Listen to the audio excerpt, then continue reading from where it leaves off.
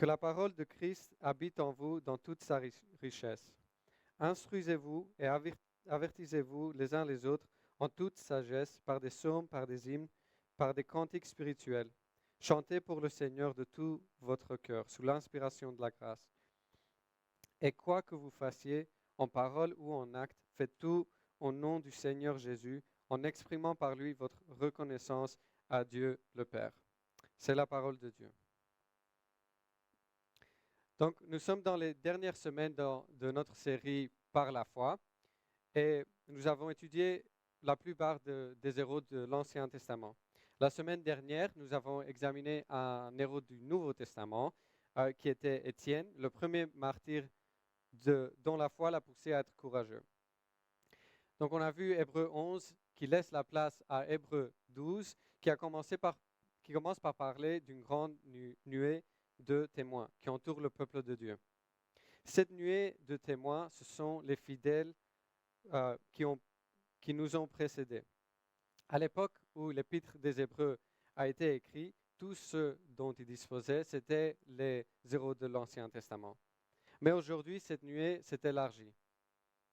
C'est pourquoi la semaine dernière, nous avons vu et nous avons mis en lumière l'héros Étienne du Nouveau Testament.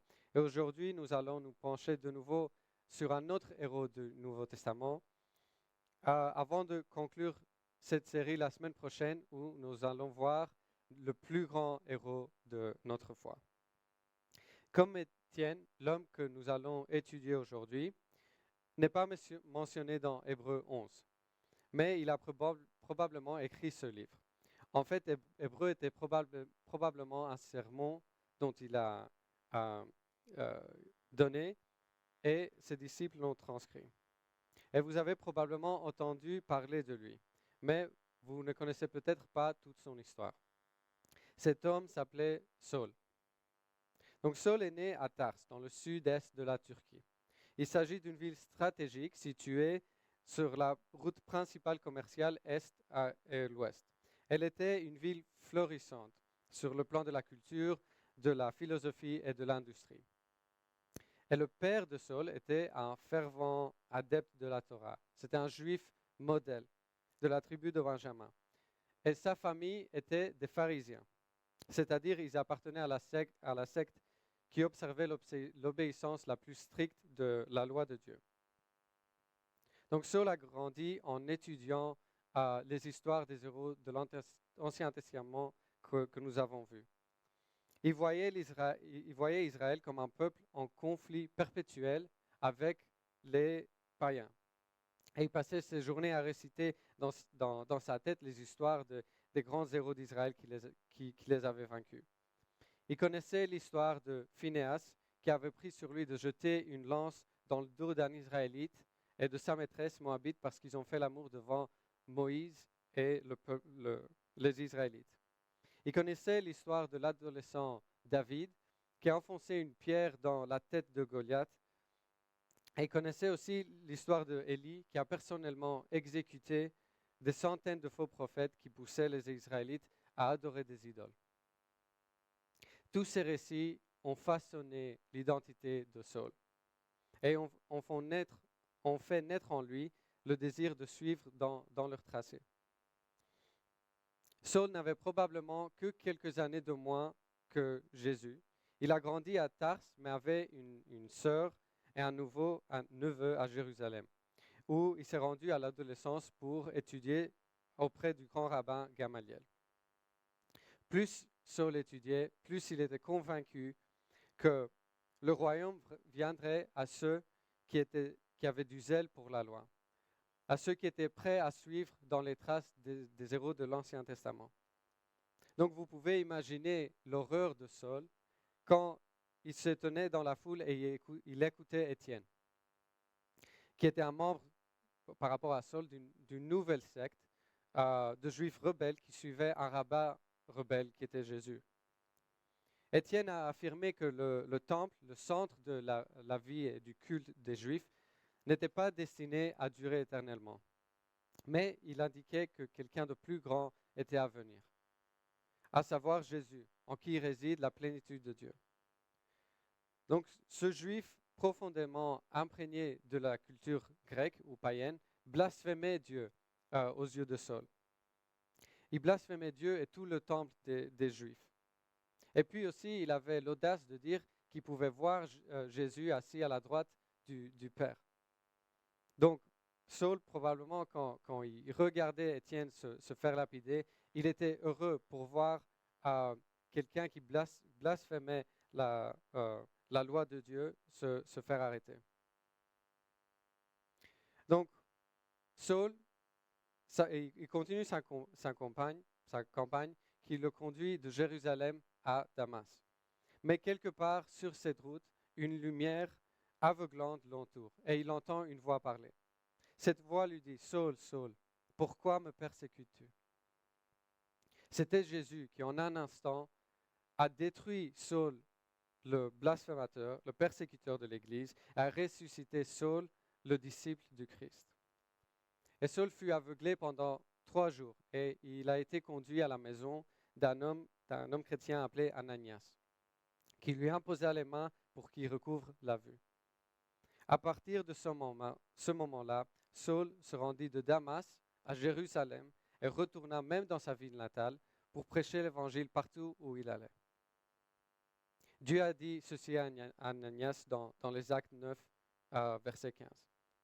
Le Seigneur lui dit, « Va, car c'est un instrument que j'ai choisi pour porter mon nom devant les païens, les rois et les enfants d'Israël. » Donc, un homme qui pensait qu'Israël devrait être purifié des faux enseignements des chrétiens, voyait maintenant qu'Israël avait besoin de ces enseignements chrétiens. Saul, qui était passionné par les histoires des hommes puissants qui détruisaient les païens, allait devenir un homme humble, envoyé pour leur annoncer le salut. Et c'est pourquoi Saul a commencé à porter son nom grec, qui était Paul. Paul était un planteur d'église. C'était un pasteur et un missionnaire. Et il a été battu, emprisonné et même tué pour ça. Son zèle, par contre, qui s'enracinait dans la persécution avant, maintenant s'enracinait dans la foi chrétienne, dans le nom de Jésus. Paul a écrit des lettres aux églises qu'il a plantées, appelées des épîtres.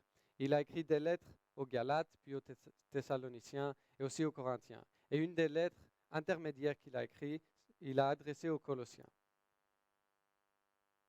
Et c'est le passage que nous allons étudier aujourd'hui, qu'on a lu ce matin. Donc pour Paul, le zèle est une marque déterminante pour la foi authentique.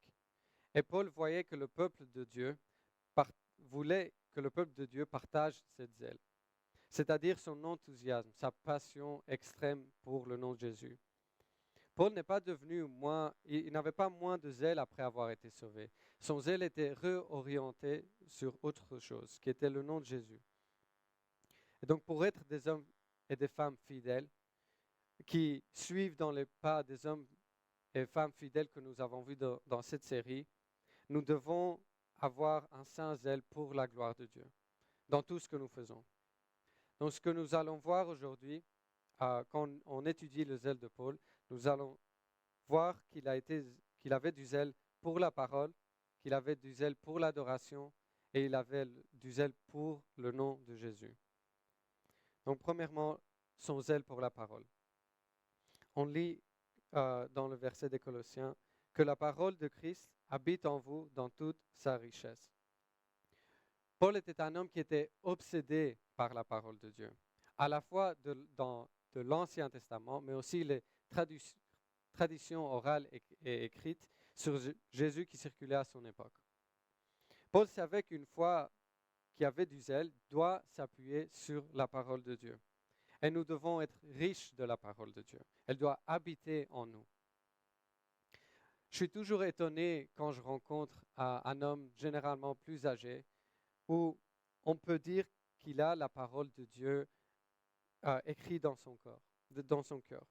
Ces personnes n'ont pas seulement passé des heures et des heures à étudier la parole. La parole de Dieu les a complètement changés. Et c'est ce qu'ils apprécient le plus. Et cela se voit dans leur action, ça se voit dans la façon dont ils parlent. Dans tout ce qu'ils font, on voit la parole de Dieu.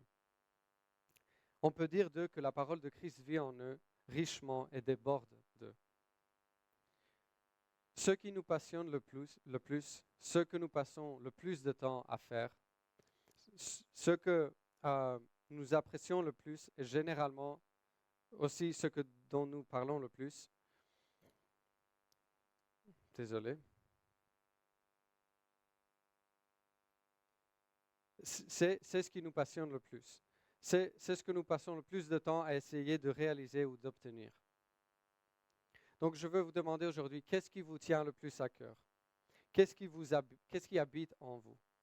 Pour beaucoup d'entre nous, cette réponse est le confort. Nous voulons que les choses soient faciles pour nous.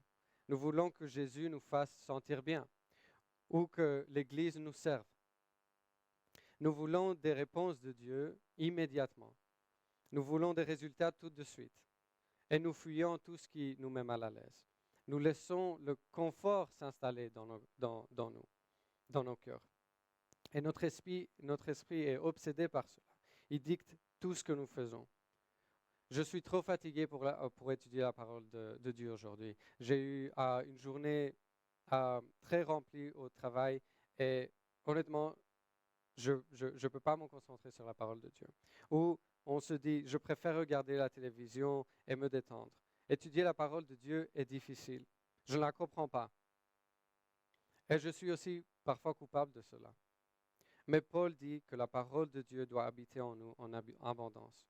Voyez, la vérité est qu'il n'y a rien dans ce monde qui est plus précieux que la parole de Dieu. La parole de Dieu est vivante, elle est active, elle est plus tranchante qu'une épée à double tranchant. Et elle doit être désirée plus que l'or le plus fin. Voyez, peut-être que vous avez déjà entendu cela dans la parole, peut-être que vous avez déjà lu cela, mais est-ce que nous vivons vraiment par rapport à cette vérité? Est-ce que nous désirons vraiment la parole de Dieu comme la chose la plus précieuse de ce monde? Église, les choses de ce monde vont se battre pour votre temps et pour votre attention.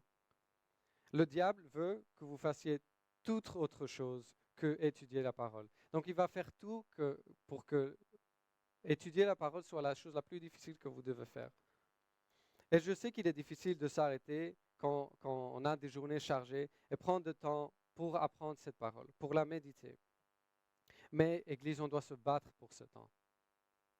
Ne laissez pas la parole de Dieu être la dernière chose sur votre liste à choses à faire. Elle doit être la première chose. C'est la chose la plus importante qu'on peut faire dans notre journée. Laissez la parole de Christ habiter en vous richement. Nous allons passer dans le deuxième point du zèle de Paul, qui est le zèle pour l'adoration. On lit dans le passage, il nous dit « Instruisez-vous et avertissez-vous les uns les autres, en toute sagesse, par des psaumes, par des hymnes, par des cantiques spirituels. Chantez pour le Seigneur de tout votre cœur, sous l'inspiration de la grâce. » Dans bon nombre de ces lettres, Paul utilise un langage communautaire. Vous voyez, Paul savait que la vie chrétienne est plurielle. C'est nous et pas moi. Et donc, chanter pour Dieu, lire les Écritures et prier à Dieu seul sont des choses formidables à faire. Mais Paul ici nous appelle à faire quelque chose de plus. Il nous enseigne ici que nos vies chrétiennes sont censées être communautaires. Nos vies chrétiennes sont destinées à être partagées avec les autres. Dès que Paul a été sauvé, on voit dans sa vie qu'il a directement branché dans une communauté. Il cherchait des disciples dans les villes où il allait. La communauté est cruciale pour une foi zélée. Lorsque nous nous réunissons le dimanche matin pour adorer le Seigneur et lui adresser des chants, nous ne contentons pas de créer un espace où chacun peut chanter individuellement à Dieu. Nous chantons ensemble pour le Seigneur, pour nous rappeler l'un à l'autre qui il est et ce qu'il a fait, pour proclamer l'un à l'autre la vérité de Dieu. Nous chantons ensemble pour encourager les uns les autres. Ce n'est pas juste, on ne vient pas juste ici pour s'asseoir avec les yeux fermés pour chanter à Dieu individuellement. c'est quelque chose qu'on fait en communauté, ensemble. Il est facile d'oublier les vérités de Dieu quand on est seul. Mais quand on a des gens autour de nous, une communauté qui s'enseigne et s'exhorte mutuellement, cela devient difficile. Ça devient difficile d'oublier les vérités de Dieu. Ma femme me dit souvent, rappelle-moi de te dire quelque chose ce soir, ou ne me laisse pas oublier de prendre cette chose avant que je parte. Et je ne sais pas pourquoi elle le fait, parce qu'à chaque fois, moi, j'oublie. Donc, je ne comprends pas. Mais on fait ces choses-là parce que nous avons besoin des autres pour nous rappeler des choses importantes. Et c'est cela à quoi sert l'Église. Vous êtes responsable de la foi de votre voisin. Vous avez le devoir de l'édifier et de lui rappeler des vérités de Dieu. On a le droit, quand on chante et on adore Dieu, de chanter aussi pour les gens autour de nous. Donc, ne vous contentez pas le dimanche de venir ici et de chanter avec les yeux fermés. Ouvrez-les et regardez les gens autour de vous et chantez avec eux. Chantez pour eux. Paul dit aux Colossiens que nous chantons les uns pour les autres. Les vérités que nous proclamons en chantant pour les frères et sœurs qui nous entourent. Donc, la foi qui a du zèle s'appuie sur la parole de Dieu. Elle est construite par le peuple de Dieu. Et c'est cela qui nous permet de voir et d'avoir du zèle pour le nom de Jésus. Le dernier passage d'aujourd'hui, on va le lire. Et quoi que vous fassiez, en parole ou en acte, faites tout au nom du Seigneur Jésus, en exprimant par lui votre reconnaissance à Dieu le Père. Tout ce que nous faisons, tout ce que nous disons, on le fait pour la gloire de Dieu, pour le nom de Jésus. Votre vie ne doit pas être centrée sur vous. Elle doit être centrée sur notre Sauveur Jésus-Christ. Notre vie doit être centrée sur la gloire, pour rendre la gloire à Dieu. Et nous voyons cela dans la vie de Paul. Paul proclamait l'Évangile partout où il allait. À une époque où proclamer l'Évangile amenait à la mort. Mais partout où il allait, à ceux qu'il rencontrait, Paul proclamait Jésus. Et lorsque cela l'a conduit en prison, il continuait. Il proclamait Jésus en prison. Paul était si courageux qu'il était prêt à annoncer l'évangile de Jésus aux gens qui lui disaient directement « On va te tuer si tu n'arrêtes pas ». Vous voyez, Paul, il n'avait pas peur des hommes. Et il a compris que le vrai danger n'était pas les gens qui voulaient le tuer, mais le vrai danger était d'avoir un silence lâche par rapport à l'évangile. Paul n'était pas naïf, il savait qu'il risquait sa vie, mais il savait qu'il n'y avait pas d'autre choix. Le zèle pour le Christ et le fait de tout faire en son nom change notre façon de vivre. Ça dicte nos décisions et change notre perspective sur la vie. Le monde nous apprend qu'on doit travailler dur dans cette vie pour faire un nom de nous-mêmes. À vivre une vie où les gens qui se trouvent autour à vivre une vie où les gens se souviendront de nous et de notre nom. Ils se souviendront de ce que nous avons fait. Le monde nous apprend à centrer notre vie sur la valorisation de notre nom, que ce soit pour une bonne cause ou non. Nous vivons donc notre vie en fonction de ce que les gens pensent et ce que les gens vont dire après qu'on est mort et on n'est plus dans ce monde. Mais imaginez cependant qu'après votre départ de ce monde, chaque fois que votre nom est mentionné, on ne parle pas de votre vie, mais on parle de notre Seigneur Jésus-Christ. Parce que toute votre vie a été consacrée à son nom et à rendre gloire à lui. Église, nous sommes appelés à avoir du zèle pour la gloire de Jésus-Christ dans tout ce que nous faisons. Si vous êtes mère au foyer, si vous êtes professeur, agent immobilier, ça n'a pas d'importance. Dans tout ce que nous faisons, dans tout ce que nous disons, nous devons rendre gloire au nom de Jésus. Paul est passé d'une personne qui détestait Jésus à un amoureux de Jésus. D'une personne qui avait du zèle pour la loi à une personne qui avait du zèle pour l'évangile du Christ. Dès le moment où il a placé sa foi en Christ, sa vie, son zèle est tourné autour d'une seule chose. C'était le nom de Jésus. Donc aujourd'hui, je veux vous laisser avec une question. Et je veux que vous réfléchissez à ça. Nous avons tous du zèle pour quelque chose. Donc, qu'est-ce que c'est pour vous? Qu'est-ce que vous avez du zèle dans votre vie? Quel est le but de votre vie? Prions ensemble.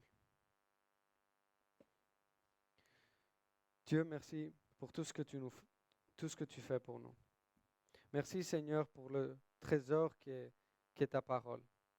La chose la plus précieuse dans ce monde, la seule vérité dans un monde rempli de mensonges. Père, donne-nous une soif pour ta parole. On prie que ta parole, Seigneur, habite en nous et qu'elle remplisse nos cœurs de toute richesse. Seigneur, on te remercie pour la communauté que tu nous donnes. Et on te remercie aussi, Seigneur, pour Jésus. Je prie, Seigneur, que toute notre vie, peu importe ce que nous faisons, peu importe ce que nous disons, est pour ta gloire, Jésus. En le nom de Jésus, je prie. Amen.